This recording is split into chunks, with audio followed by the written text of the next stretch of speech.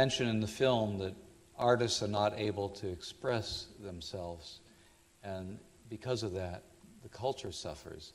Can you tell us, unpack for us what you mean by culture care and what's the context that comes out of? Yeah, as the film notes, I spent 6.5 years.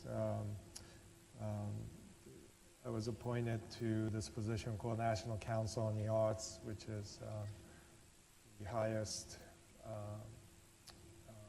place that a citizen can serve to help determine and dictate arts funding in the United States. And I worked with a wonderful chairman, Dana Gioia, who's a poet, and he was the former executive vice president of General Foods. And so he brought this business discipline and poetic intuition into the work of managing a governmental agency. And I watched him work in Washington, D.C. This is at the height of Culture War days. And Dana used to say that the NEA, National Endowment for the Arts, which is one of the 3 governmental agencies that oversee the cultural work of U.S., NEA is like the Poland of culture wars, because everybody wants to fight on your turf, but nobody cares about its citizens. So, you have ideological battles going on, and the conservatives and liberals, they fight over this cultural turf, stepping over all these artists who desire to simply work, simply paint, simply write poems. Some of them become hijacked by ideology, and that's also an unfortunate consequence of our time, our polarized time. But Dana would go into every subcommittee, House subcommittee meetings, to meeting with foreign dignitaries, to President of the United States, with poetry. He would recite poems. So you have him testifying in the NEA appropriation meetings, and he would start with a Longfellow poem, and people are, just intrigued by this. And I realized what he was doing was he was injecting this language that mediated reality, even the polarized realities, that somehow poetry can get inside, get underneath all of that superficial, reality of culture wars. And so I thought about what he did and the remarkable legacy he left, and I started to call that culture care. A friend of mine coined it, but he asked me to. She said you should write about it, and so I titled it Culture Care. This book is really 15 years of my lectures, kind of a culmination of that, and it's available tonight. But it just came out, and actually I've been really amazed by the response, and people from different communities, business communities, pastors, artists, museum people, Christians, non-Christians, different cultures have really responded to this thesis, and so there's something about it that it's not anything new. I'm not creating anything new. It's really just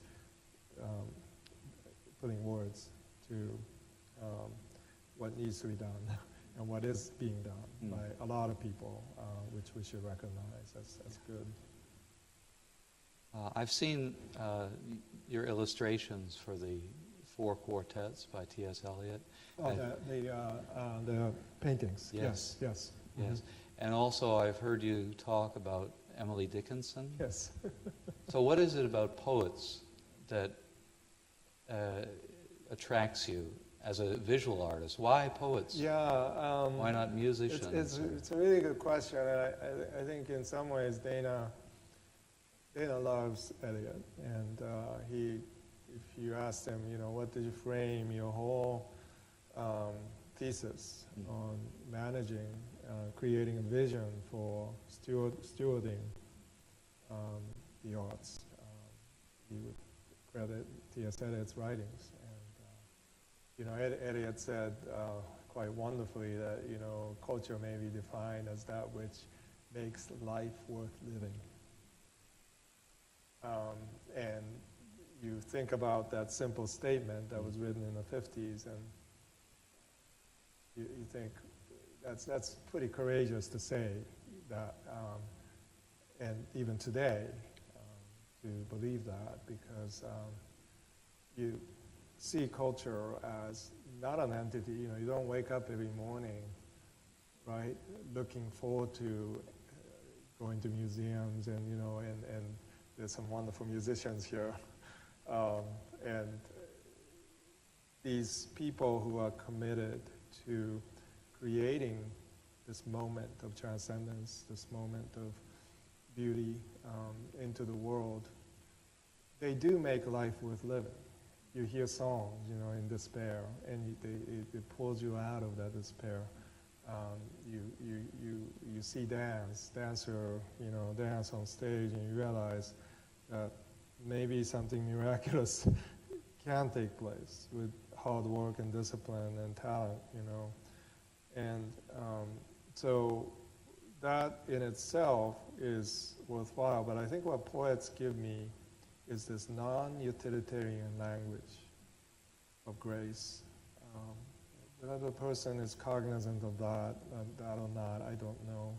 Emily Dickinson certainly struggled with her faith, and yeah, I think she understood that a language itself can be that almost this map that directs her toward the true reality, which is gratuitous. It is not utilitarian. So I say art is useless. Therefore, it is essential. So you're speaking about culture from the artistic angle.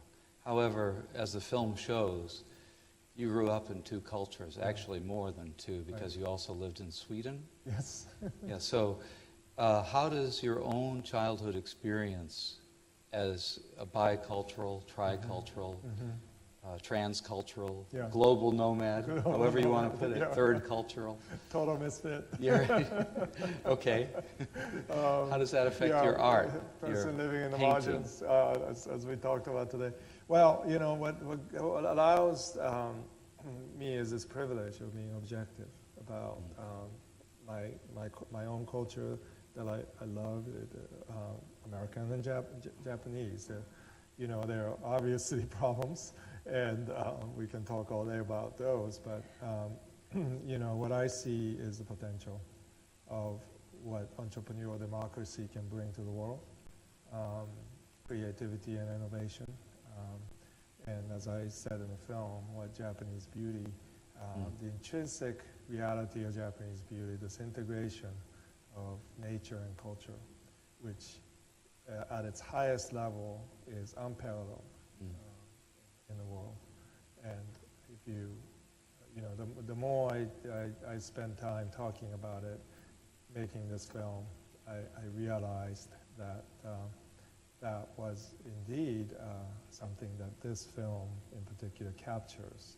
This passion that I have to advocate for Japanese beauty, which the Japanese have not been, so good at in the world to do for some reason. This is what I find so fascinating, Mako. You spent your childhood in the United States, and then you came back as a student, and you learned an art form that's really an ancient art form, and it's very, very specific, and it involves extremely high level of training. So what were you doing by that movement? What was going on there? Well, you know, it's interesting because I'm right now writing a book on Shusaki Endo's silence because the movie is coming out. The publisher asked me to write on Japanese beauty, which I studied. 17th century Japanese art is what drew me back to Japan because it kept haunting me as I drew something or as I painted. I had this particular way of painting, which only made sense if you had this influence of Japan. This is Kamakura, Japan, in particular, 12th century, 13th century capital of Japan. So that's in my DNA somehow, and it all comes out when I'm painting. And my professors noted this, and they said, well, have you ever been back to Japan? I said, no, I've been back for many years. And so that's when this whole journey began. I went to Boston, Washington, D.C., to New York City to look at 17th century, 16th century Japanese art. And immediately I saw this connection between, I didn't think of it back then, but it was a connection between Kamakura and this American expressionist abstraction that I was hovering somewhere in between, and I needed to explore that. So when I came to Japan, I didn't know that there was this whole lineage curriculum called Nihonga. I was here initially as a research student for a year and a half to re-examine my roots, to be able to, ask some questions that I could only ask in Japan. And then I walked into Tokoken, and that was the end of that was the end of everything, and the beginning of my life as an artist, I think. Both of your colleagues who appear in the film, Yeah. who are Nihonga themselves, express an idea like this, that you do something that is somehow not possible for them to do, but also one of them said that it's not just this fusion of East and West, but it's something that transcends. Now, we may be moving into the realm of the unspeakable, Yes. but what is that? Yeah. What is that? You know, what was amazing about this film is I'm just still astonished that Saito Sensei, who was my mentor, he was the professor in charge of me as a student. And what he says on the film, to me, is just remarkable statement. And by the way, there's an exhibit of his work right now, and I went to see it. And I mean, his technical ability is still, to me, almost unreachable. Japanese artists are incredibly gifted in facility to handle layers and control lines. And for, and I didn't know what to expect interviewing all these people. And each time I was just dumbfounded because they articulated something so well that they probably wouldn't say for NHK, for Japanese film company, because it wouldn't really make sense to talk about those things. So that what that shows is that there is a place for cross-cultural and even multidisciplinary conversation that pulls out the essential in each culture that internal dialogue cannot. And this is, we've been talking here about Kagawa and sciences and humanities. This is one of the critical areas that's missing in education, is this ability for students to step out of their culture, be placed in another, like Endo experience in Paris or France, beyond, and realize that indeed, there's no home. You're a misfit everywhere. And then you come back with that experience to Japan, and you realize you don't fit here either. And that actually is a critical place for one to examine not only one's own culture, but all cultures. And that gives you a lens to see something perhaps for the first time and make these discoveries as Endo did. He created a language that allows itself to be translated into other cultures. Unlike any other Japanese writer of his time, his language is translatable to another language, and therefore that's why he is so well read outside of Japan. So I think it has something to do with that. I don't know, it may also have something to do with this constraints or the assumptions. Maybe it's better to put it as prideful assumptions of modernism that creates these categories and reduces, truth or discovery, process of discovery or theology into these pockets. And then that becomes a kind of a tribal language, and it becomes, they are unable to talk to each other. And culture wars is an indication that this is happening in all spheres of life. And James Hunter, who coined the word culture wars, sociologist, this was in the late 80s. He saw this fragmentation in modernism being carried out to ordinary conversation, and eventually we'll become so polarized we cannot even talk to each other. Right? And that's precisely what's happened. Well, here we're talking about science and the humanities for several days at ICU in Tokyo, and your own father is a scientist. And I found out that he actually studied animal behavior when he was an undergraduate at Bucknell. Right, So he actually had some initial attraction to the sciences. Today we were talking about E.O. Wilson, and that was my textbook. The social biology was so fascinating to me because it connected, sociology and, this system, sociological system to nature, and he draws some very, audacious claims from it. Now he ended up a theist doing that, thinking about altruism, for example, and development of altruism through Darwinian means, which is kind of a oxymoron. But I think it's fascinating that, this ecological reality that, I studied in college has now come back to be part of culture care, which is to see culture as an ecosystem, right? To, instead of fighting over it, we should steward culture in the same way that we're learning to do with creation, to take care of our environment. Well, culture is an ecosystem, so we have to take care of it. We have to be stewards, and change the metaphor from culture wars to culture care. And our mindset about each of these convictions will start to reshape toward communication, rather than war language. Yeah.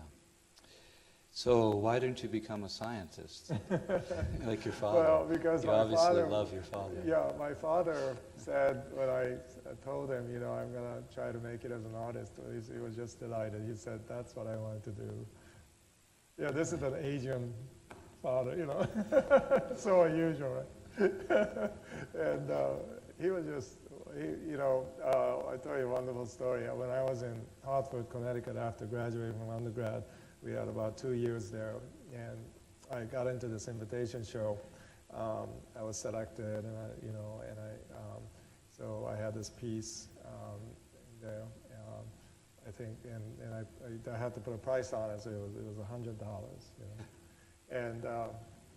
And the gallery called and said, some anonymous buyer bought this painting. And I was like, wow, my first show, and and out of college, and I actually started painting. I'm so proud of myself. Well, 3 years later, I go to Columbus, where my father was teaching at Ohio State. I walk into this home, and there's my painting.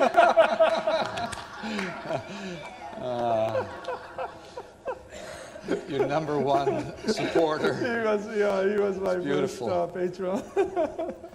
But that's what my father was. He loved the arts. His music, art was everything to him. And as an acoustics researcher, he challenged the entire establishment by saying that the reductionistic assumptions that they were making in 1970s, early 70s in the labs is not only wrong, but it does not in any shape or form capture human speech. And he was exiled for this from his own community that he helped to build. By speaking so, and he's someone, if you know him, he doesn't like read the audience, so he just says what he thinks, right? So he's gonna come out and say, well, we're on the wrong track, we have to start over, and people didn't like that, and I didn't understand this until later, but he understood very early on, because he loved humanities, he loved music, he loved the arts, that he knew that human speech is more like art than it is like engineering, and so he had this respect for that, and so he came up with his own theory called converted distributor theory. It's called CD model, and many years later now, he's able to go to conferences and talk about this theory, which he thinks will get human speech at a 70% level rather than 20% level where we are now. So that's pretty good, But he will ask the conference organizers to bring out the best acoustics machine that can identify human speech, and they'll do that for him, and he'll give them an audio tape of no plays, NOH, Japanese plays. He said, just play this, and they play it and run it through a machine. Can't decipher anything. There's no data. And he sits down and says, there's my point. We're not anywhere near where you think we are. So what does the artist do, and how does the artist contribute to the conversation between the humanities and the sciences? What is a particular responsibility of the artist in that conversation? I think my father is an artist, in that sense. He's willing to communicate and transgress even against the establishment to really speak about reality. But artists have this particular calling to, we're called into the margins,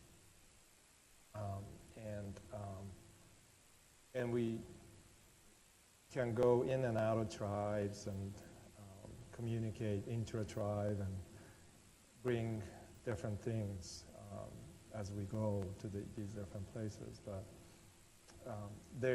I always tell artists, I challenge artists to think of what they do as artists to be part of leadership.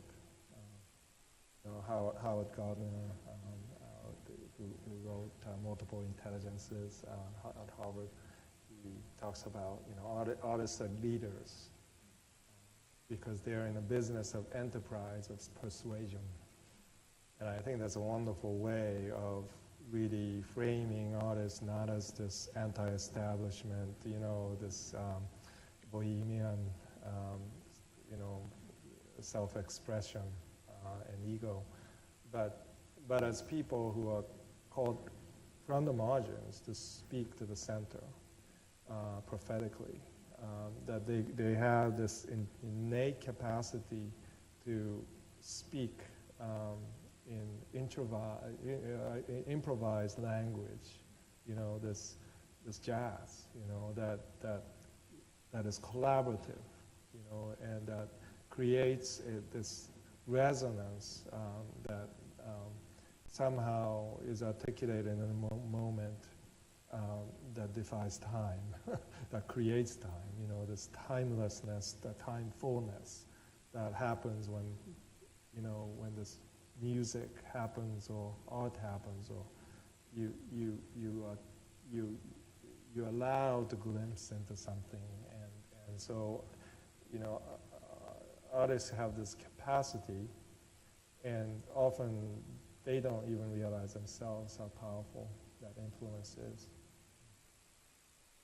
It seems to me, what is the name of the shop there? Tokuoken. Tokuoken. Yeah. Shitamachi of Ueno. Yeah, it seems to me that you and the owner have developed a very close relationship, and the materials themselves, as you said, choose you. Right. There's a constraint, there are boundaries to the Nihonga tradition, you mentioned that. However, you're moving beyond that tradition. And then at one point, one of your colleagues said that your Christian faith is not something that comes out directly. I think it was the... Right. Yeah. It doesn't come out directly in the artwork, but it's the ground. Yeah.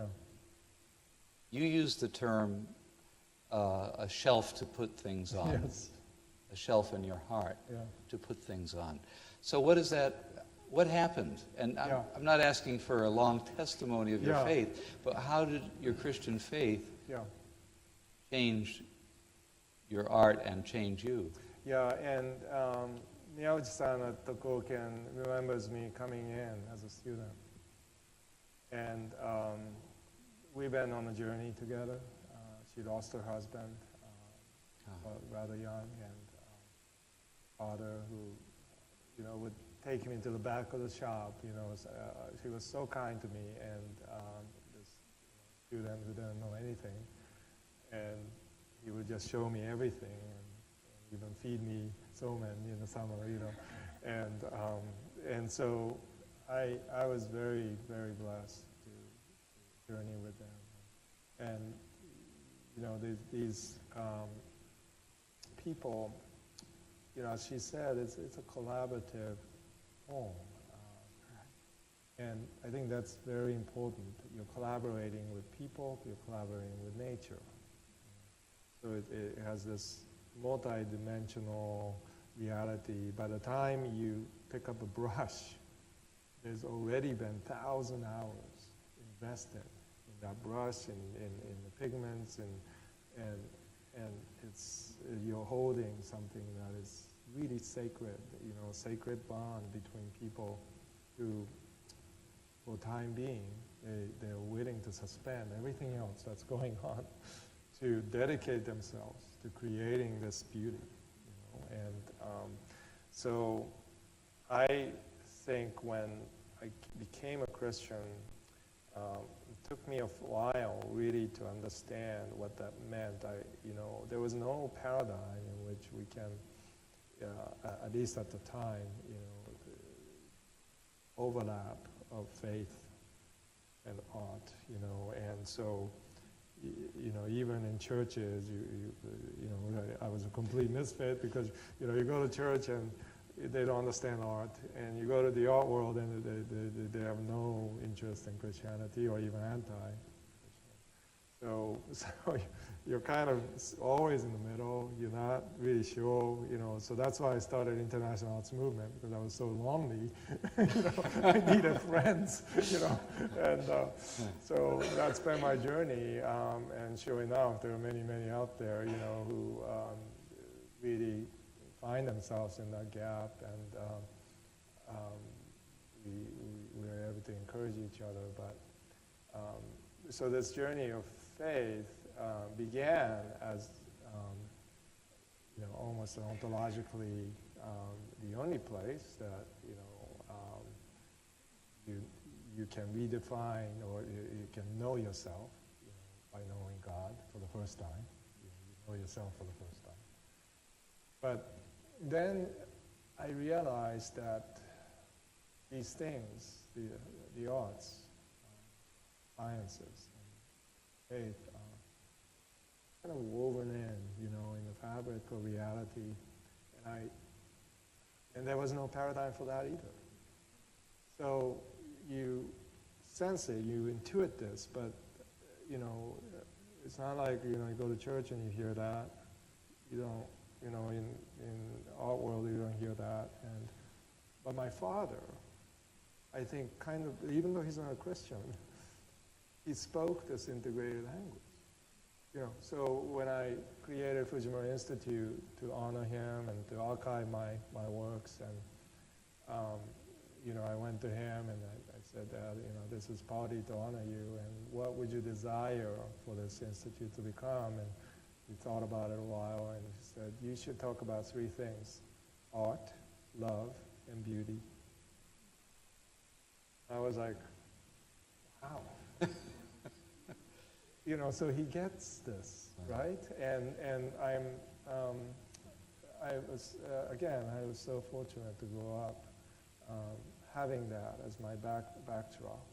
And so when I came into my faith, I immediately had this urge to start connecting the dots.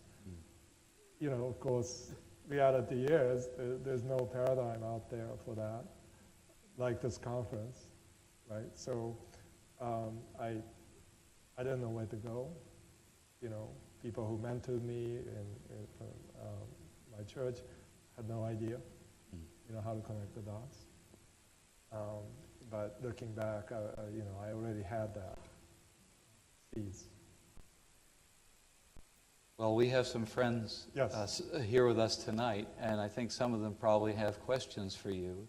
So I'd like to open it up to questions from our audience, for questions for Makoto. There's a microphone over here, which I can hand to anyone who's interested in asking the first question. So please don't be shy.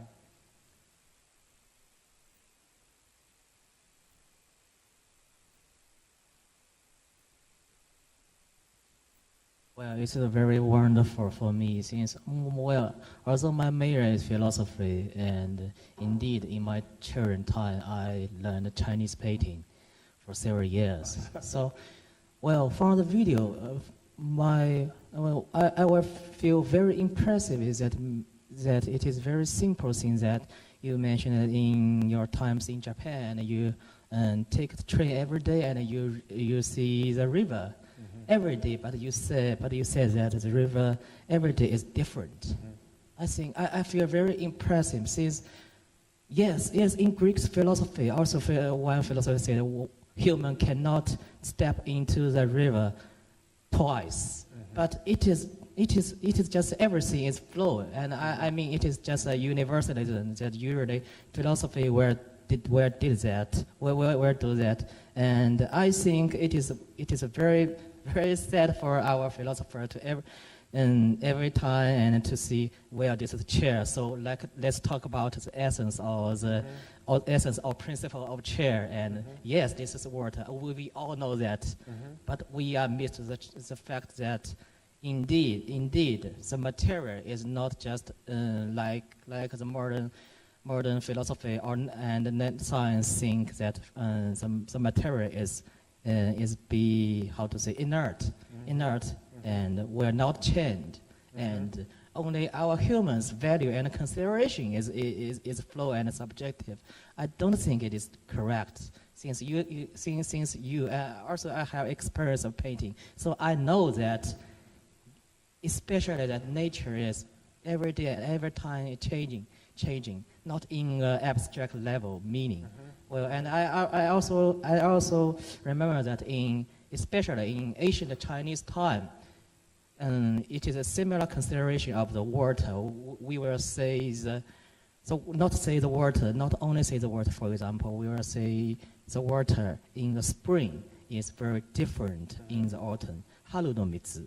It is very different from the autumn. So So the material also has its time or emotion. I think it is very fantastic, and this is my comments. And I also have a question. And since also in the video, one said you said that it is not the artists select the color, but the conversely.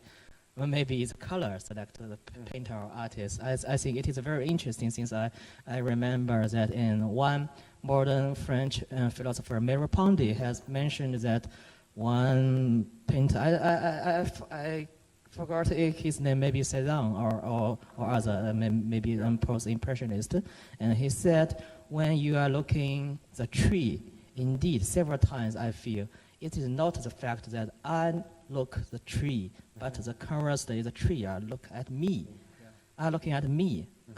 I tried it many times in reality.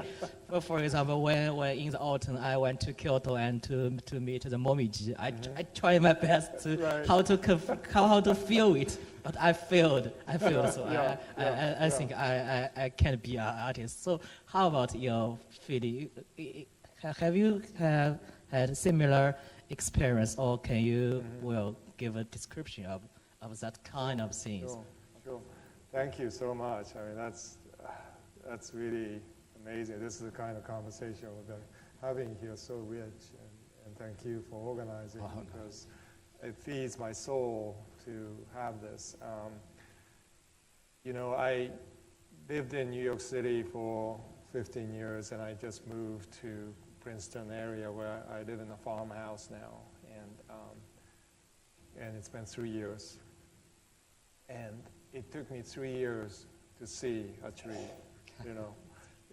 It's really remarkable that unless you are willing to be in a space and place, and nature is, I think it unlocks herself very slowly.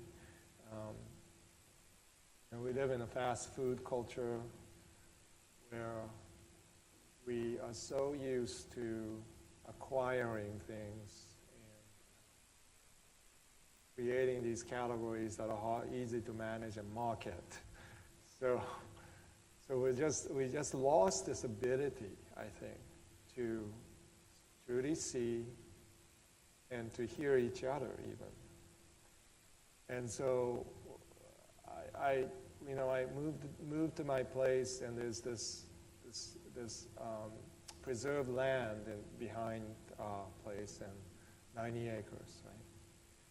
And I remember looking at it, and of course as an artist, you're looking at the shapes and how wonderful this tree is, and the values, the darkness, and so forth.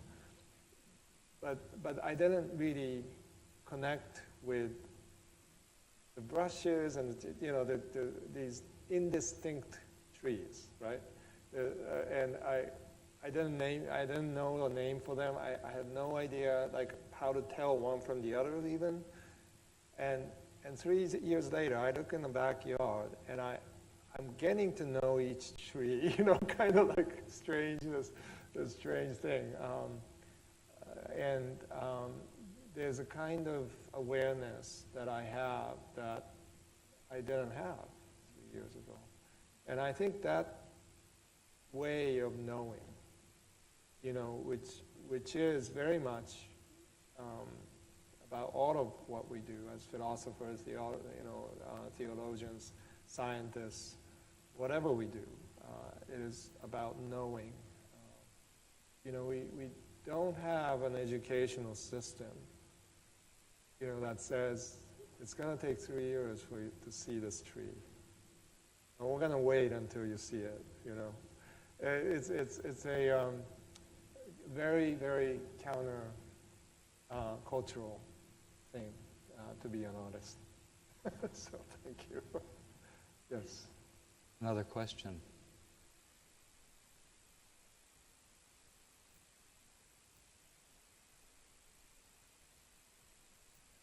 Mm-hmm. There were two moments in the film related to sort of moving on Yes. from where you Yes. are. It was you said something about finding a new language Yes. down in the water. Yes. You had already established a pattern of doing things, Right. and then that sort of Yeah, shifted. shifted, and then you Yeah. found something else, and then the gallery lady said you had already gotten to the point to sell art, and most people sort of say, "Wow, I got it! I can just Right. roll it, right?" Right. keep Create the same painting. and over then over. you said you didn't write the same painting. Right. Can you talk about that? Mm-hmm. Moving on. I mean, I think it's relevant to all of us, and Yeah, all we do. yeah, yeah. That people find they're successful and they plateau, Right. but something inside says, Right. even get rid of it and start from scratch, which is hard. So, Yeah. could you share with us how you do this? Well, again, my father, right, says, you can at any age learn a new language. You just have to think like a child, listen like a child. And he has this ability to do that, And I think, in a way, I'm, exercising that reality in a different language, perhaps visual language. But, it is, when you lock yourself into a certain mechanism, an industry, institution, and you become successful, especially in that world, it's really tempting to just stay there, not take any risks, to move on and, to not say what, my father did, which is to challenge the entire linguistic system, at AT&T, and say, well, we have to start over, And I think, part of art is being honest with yourself, moment by moment, that the river is changing, there's, every time you depict something, it changes, and it's very exciting to be on the cusp of something new, because your senses detect it. Now, our minds may shut down and say, no, that's, this is a table. But, molecules are moving, right? I mean, there's a dynamism behind every object. There's beauty, light. So art can actually tap into the essence of what is happening, and that is constantly new. There's nothing about it that is static. So, I've always felt that what I am doing is to go on this journey of adventure, unlocking the mystery, or even not even unlocking it, but beholding it, and trying to be authentic. And so I say in the film, it's not really about marketing something, although that happens, and that's an important part of how you make a living and all that, but ultimately it's about being. It's being present, and the awareness of what you have at that moment, that it is a gift, a gratuitous gift. And that sense of gratuity I want to capture in my art, so that my art is also a gift, response to a greater gift. So maybe that's part of it, is realizing that, and every moment is amazing.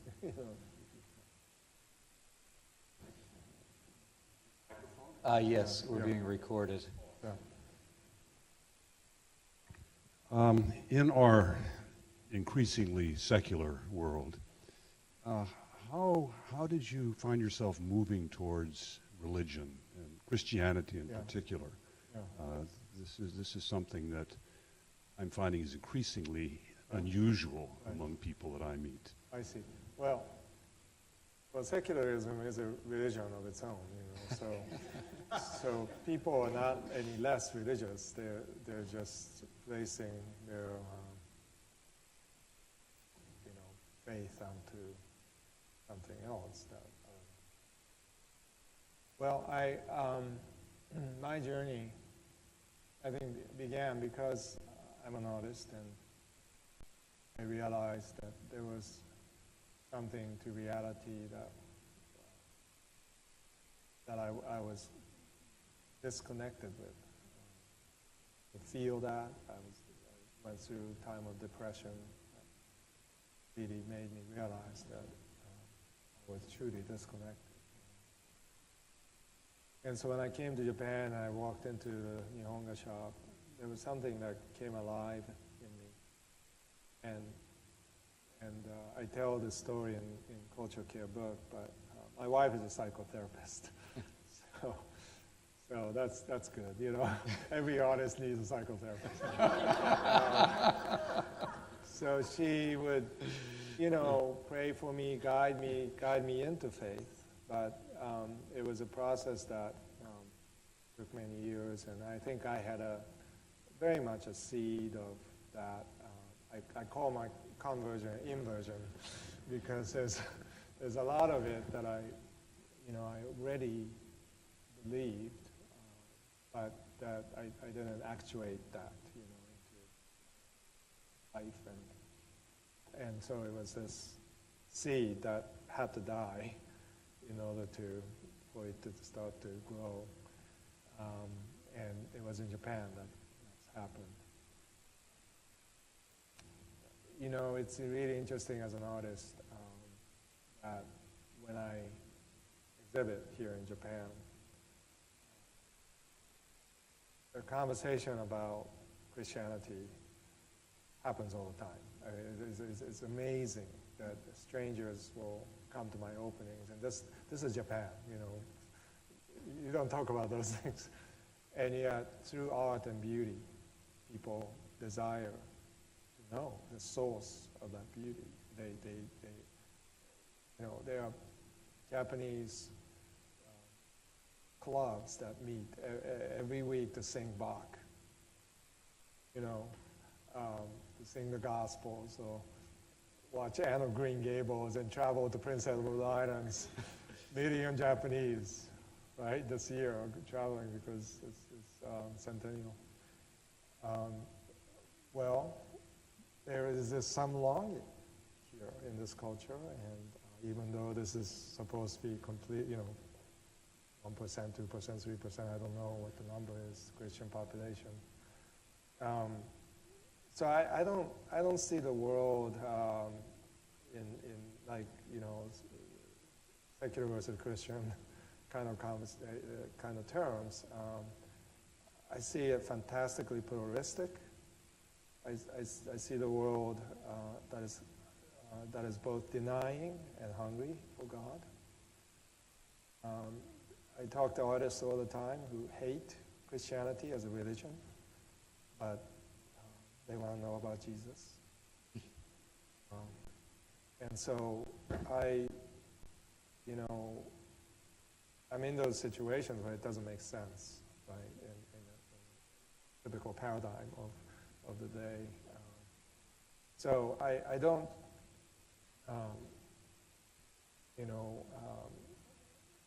I always keep the door open for the Holy Spirit to enter, and often I'm surprised, because my presuppositions get in the way of being aware of what the Spirit is doing, and but I always keep the door open because I want to be surprised. Another question down here. The movie brought out a little bit about the tradition of Nihonga and the importance of that in the past. And me, as an American, one of the things I've learned the most about being in Japan is the sense of enjoyment of things that are historical, not historical, but have a long It's as if truth is more profound if it comes from something that is not right now, but something from before. Whereas American culture is more like, well, what's the new thing? And the American church is very much like that too. What's the new thing? And I've been thinking a lot about this lately because I'm starting a Bach festival. There you go. And Bach is really popular here.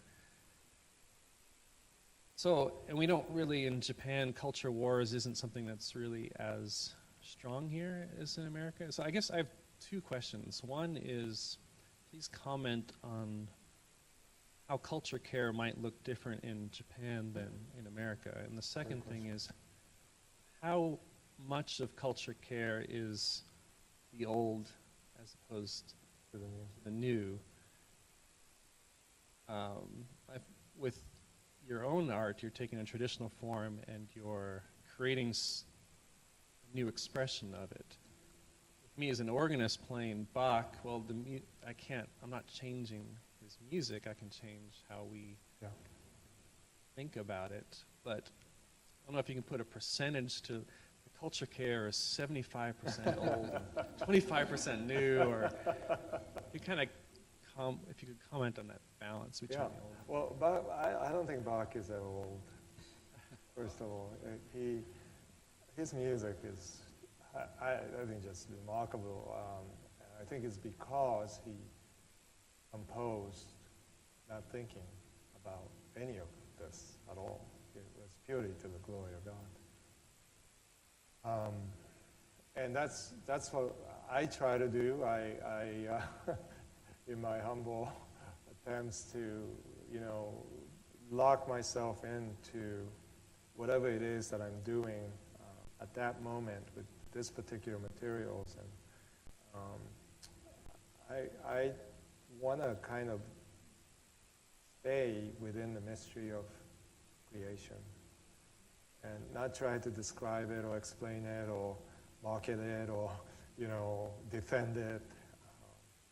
But simply to be a child of God and to be in the moment. And that means there's a conversation going on, actually, between the past and the present, but also with the future.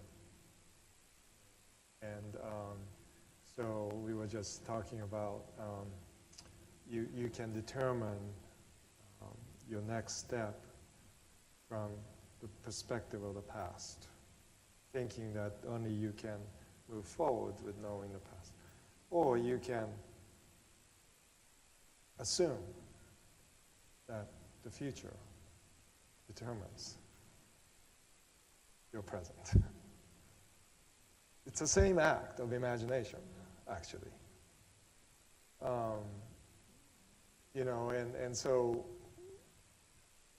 And you can do both, too. So I think there's a sense in which an artist can begin to process this, in a way that maybe in society you're not allowed to,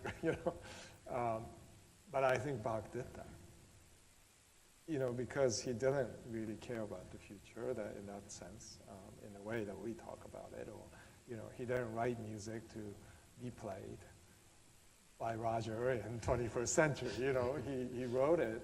The stuff that we know now about Bach apparently is stuff that he wanted to teach his students, how to improvise. So what is that? Well, he was creating these moments where he can pass on this gift of interpretation, and it was freed from constraints that we have now of, you write music for the masses or whatever, or orchestra, or he was just simply writing the glory of God. So it's an interesting question. Now, I'm translating with Keiko Culture Care for Japanese, and we began with this little booklet, which is there, called, I wrote this essay, and that began the Culture Care book. It's the first chapter, but we made a little booklet, and I translated that. Well, I had Keiko and her husband translate that, and I looked at it, and I kind of rewrote a lot of it, reframed it because it's actually in Japan, Japanese beauty is culture care. So you don't really need on becoming generative. You say beauty, being presented in a condition of this limited resource environment. Or, you talk about beauty that is being brought to us when we are desperate and hungry for meaning. Japanese culture has already figured this out. Now, what I do in culture care is create almost a grid, a foundational grid theologically to hold it as a creation paradigm that leads to both particular grace, salvation of God into our lives, into history, but also common grace that extends to all of humanity. So I don't talk about that, but it's already, it's embedded in everything that I write. So it can be read by anybody, but it has that bias or principle. So when I talk about Japanese beauty, it is about beauty of sacrifice. It is beauty as large sheep, and the idea is that in China, apparently beauty was considered to be one. They brought in this fat sheep at a banquet, and that was what was considered beautiful. And in Japan, somewhere around 13th century, this idea of sacrifice became most prominent. Cherry blossoms falling is beautiful because it is, basically dying. Things that are wasting away, this whole idea of wabi, sabi, senrikyu, the tea master, what he brought into all of this, is very much this connection with beauty and sacrifice. Well, that's what culture care is about. It's about looking at things from a perspective of the beautiful perspective of this gratuitous sacrifice into culture, so that we don't, we are working from the paradigm of this infinite capacity for love to be extended into the world, rather than this limited resource environment where you fight for every inch of that territory that you've been given. So I think not just in Japan, but in Asia, I think that would be the message. Translated version of culture care. We have two more questions, and then Mako will be around for some conversations and signing books. If you're interested in buying a book, he will be happy to sign the book. So, Dr. Chen. Thank you. It's a wonderful presentation and video. Actually, for this conference, when I first got this information about the conference, I wrote a letter to Professor Hastings, which I did not send, because in the original letter, it did not mention Shintoism. So I wrote a letter, ask you to add, and then I thought it's improper because we don't know each other too much. And I know my wife has been working on organizing conference often. It's really additional work, and so I didn't. But I was so happy to find on the program there is a Shinto paper, which is by Kamada. But unfortunately, he didn't come. But the paper itself is so powerful and intense. And then look at your video, the paper come back to my mind.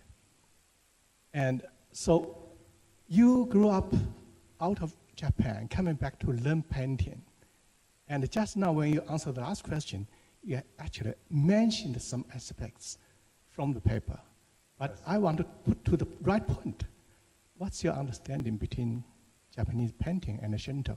Shintoism? Oh, yes, interesting question. And again, this, I was saying today in Confucian terms that it might be actually connected to Taoism and Shintoism. I think cultural context is certainly very important, but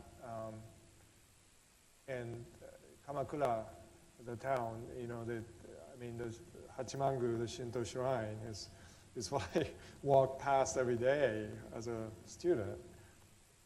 Obviously I'm influenced by that beauty, the sacredness of what that, the buildings and so forth represent.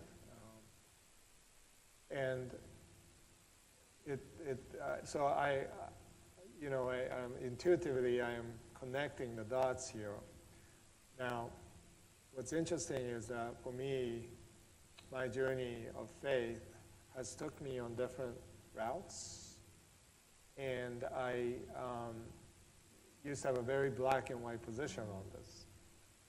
And what happened was, every time I tried to define this relationship between Christianity and not just Shinto, but other religions, I get confronted by beauty itself to not go that way for some reason. I always leave open the possibility, certainly of dialogue, but more importantly, assimilation of some kind. And I think, Rikyu is important in this regard. Senno Rikyu, the tea master of 16th, 17th century, 16th century, because he masterfully integrated Zen Buddhism with, I think, a type of material reality and animism, the potential of Japanese aesthetic to hold everything, all these things together somehow in the ceremony of tea. But I think it was fundamentally an act that revealed Christian God. It's startling to me that as I research into this, that much of what he thought about and how he expressed it leads to a greater understanding of this assimilation that accommodates for Japanese intuition toward animism, but transcends it at the same time. And of course, what happened was, Tokugawa shogunate, Bakufu came in and cut that lineage off. So we never got to see that develop, except in hidden ways in Japan. And so to this day, I don't think we have fully realized Rikyu's assimilation through Japanese aesthetic. So this is, I'm somewhat, haunted by this, and I think, my future journey will be to somehow begin to understand this better. Thank you. One final question Yes. from Dr. Kim.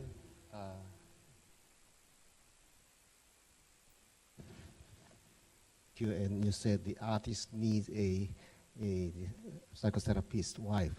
I'm theologian, and I think it's theologian who needs the psychotherapist as a wife.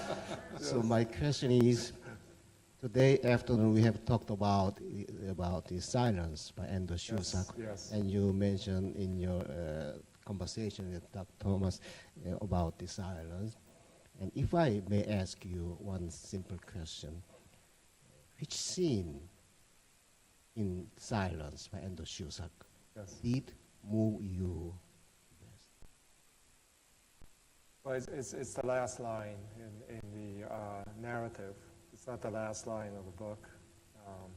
If you read Silence, which you should because a movie is coming out, Martin Scorsese's movie, I was just on the set, so I'm not supposed to tell you that, but it's going to be an amazing film, and this is a novel that really captures Japanese psyche, and I think in some ways it helps to unlock something that leads to what I was just talking about. What is this integration, assimilation that happened in Japan before the persecution began? Its potential for Japanese culture to contribute to the world in every sphere, including theology.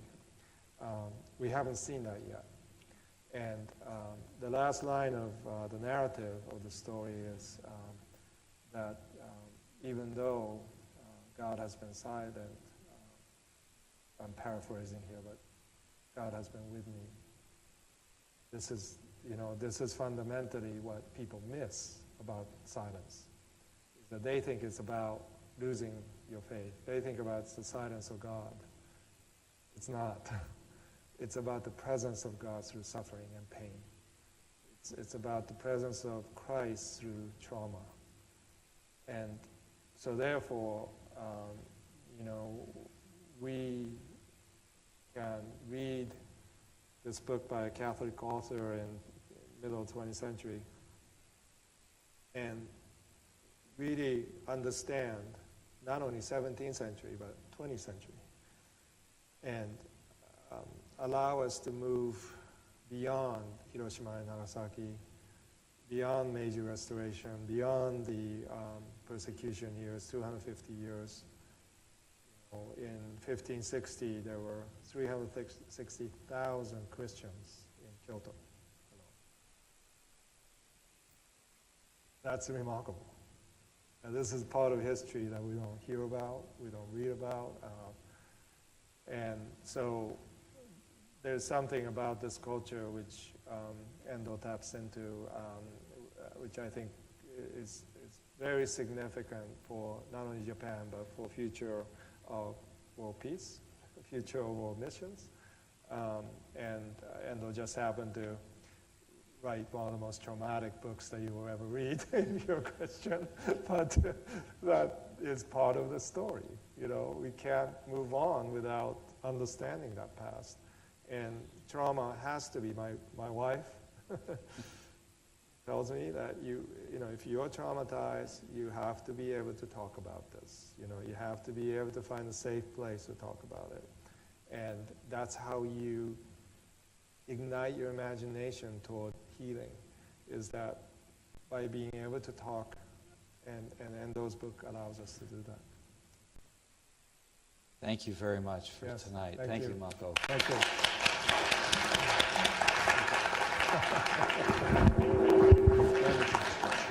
Thank you.